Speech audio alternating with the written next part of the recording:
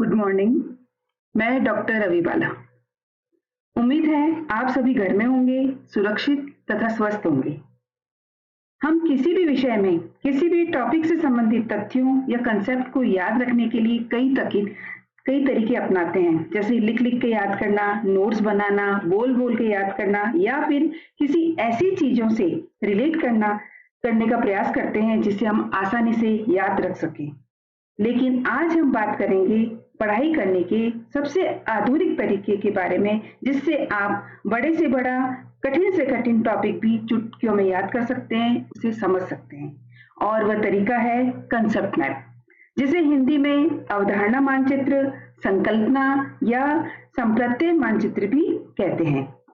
Concept map को DElEd तथा BEd दोनों ही पाठ्यक्रम में सम्मिलित किया गया है, जिससे इसे किस प्रकार बनाया जाता है आप लोग सीख सकें तथा आने वाले समय में अपने विद्यार्थियों में भी इसे विकसित कर सकें।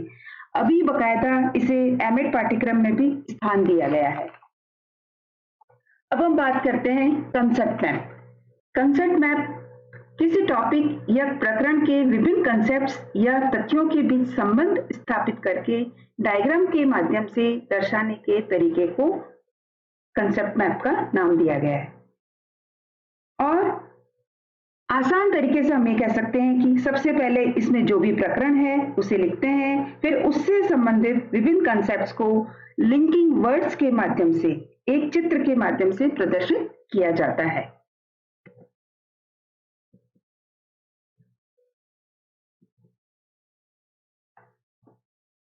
अब यह है कि अवधारणा चित्र की आवश्यकता क्यों महसूस की गई। अवधारणा मानचित्र विद्यार्थियों में व्यक्तिगत सोच को विकसित करने में सहायक है, विद्यार्थियों में सृजनात्मकता का विकास करता है, किसी भी चीज को गहराई से सोचने पर विवश करता है, विद्यार्थियों में कल्पना शक्ति और वैज्ञानिक शक्ति का विकास करता है और किसी भी प्रकरण को एक श्रृंखला के रूप में याद रखने का प्रयास करता है।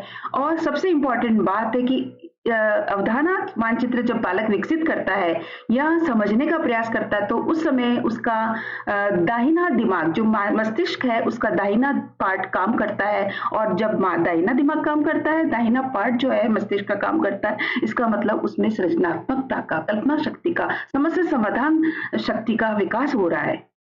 अवधारणा चित्र बनाते समय ध्यान रखने योग्य बातें। अवधारणा चित्र बनाते समय अध्यापक की भूमिका प्रत्यक्ष नहीं होनी चाहिए, केवल अध्यापक की भूमिका एक निर्देशक की होनी चाहिए, जो कि समय समय पर बच्चों द्वारा मांगी गई हेल्प की समय पर सहायता कर सके। दूसरा है, अवधारणा चित्र बनाते समय छात्रों को पूरी छूट दी जानी चाहिए, जिससे वे अपनी कल्पना शक्ति के द्वारा एक अच्छे अवधारणा चित्र का निर्माण कर सके। फिर चित्र बनाते समय अध्यापक द्वारा छात्रों को प्रत्ययों को श्रृंखलाबद्ध करने के विभिन्न तरीके बताए जाने चाहिए। और छात्रों जब एक संरचना विकसित हो जाती है तो वह छात्रों के मस्तिष्क में स्थान पाकर स्थायित्व प्राप्त करती है। इसलिए चाहिए कि अध्यापक को चाहिए कि विभिन्न तरीके बताए, जिससे वह केवल एक ही प्रकार की संरचना न बनाए। अब हम बात करते हैं अवधारणा मानचित्र के प्रकार कितने होते हैं। तो मुख्यतः इसके 4 प्रकार होते हैं। पहला होता है मकड़जाल नक्शा, या जिसे हम इंग्लिश में कह सकते हैं स्पाइडर मैप। दूसरा होता है फिर हायरार्किकल या क्रोनोलॉजिकल मैप, जिसे कि हिंदी में काल क्रम मानचित्र भी कहते हैं। तीसरा होता है फ्लो चार्ट, जिसे प्रवाह मानचित्र भी कहते हैं। और चौथा, जिसे हम कहते हैं सिस्टम मैप, और हिंदी में उसे कहेंगे प्रणाली मानचित्र।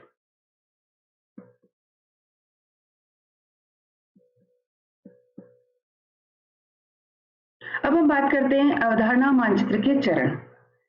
जब हम कंसेप्ट मैप बनाते हैं तो सबसे पहले हम उसका कंटेंट क्या है, उसका टॉपिक क्या है, उसको सेंटर में लिखेंगे।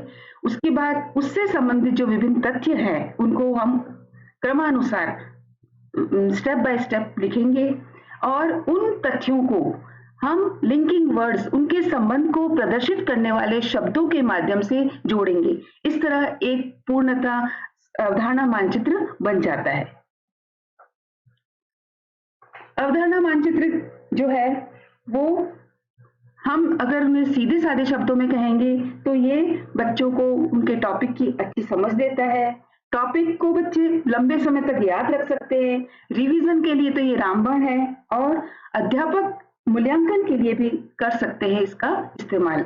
अध्यापक जो है बच्चों का मूल्यांकन करना चाहे कि बच्चों को कोई चीज याद हुई या नहीं हुई, इसका पता लगाने के लिए वो बच्चों को कंसेप्ट मैप बनाने के लिए दे सकते हैं, जो भी कंटेंट उन्होंने पढ़ाया हो उससे संबंधित।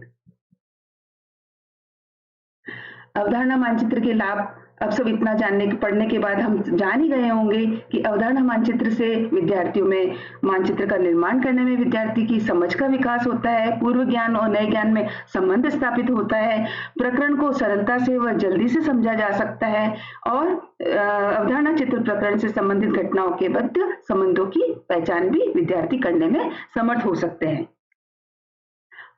अब अवधारणा मानचित्र को और स्पष्ट करने के लिए मैंने यहाँ पे क्रियात्मक अनुसंधान, जो कि बीएड में भी है, एमएड में है, एमएड में भी है और एसटीसी में भी है। बच्चे क्रियात्मक अनुसंधान करते हैं एसटीसी के अंदर, और बीएड में भी बच्चों ने इसके संबंधित काम किया है सेशंस वगैरह में, और बच्चे जानते हैं कि क्रियात्मक अनुसंधान क्या होता है। उसी से संबंधित मैंने एक कंसेप्ट मैप बनाया है, तो उसमें मैंने क्रियात्मक अनुसंधान का अर्थ क्या होता है, उससे उसकी रूपरेखा किस प्रकार होती है, उसके उद्देश्य क्या है, उसके क्षेत्र क्या है, क्रियात्मक अनुसंधान प्रक्रिया में प्रयुक्त की जाने वाली सावधानियां कौन कौन सी होती हैं, और क्रियात्मक तथा आधारभूत अनुसंधान में क्या तो समानताएं हैं, क्या विभिन्नताएं हैं, इन सबको मैंने एक कंसेप्ट मैप के माध्यम से समझाने का प्रयास किया है।